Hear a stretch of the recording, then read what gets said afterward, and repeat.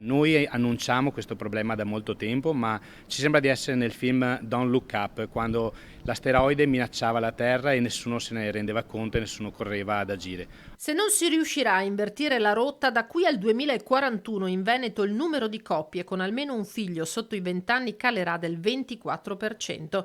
Ne mancherà dunque una su 5. Famiglie che cambieranno volto, basti pensare a una crescita del 77% di quelle formate da un padre single con figli tutti over 20.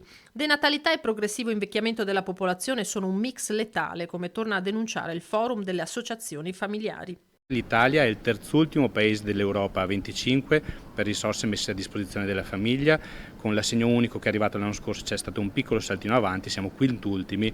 Poi mancano servizi a livello territoriale, ci sono grandi problemi per il lavoro femminile e ci sono grandi problemi per quanto riguarda il lavoro giovanile e la possibilità di progettare una vita non dai 45 anni in poi, ma dai 25 anni in poi.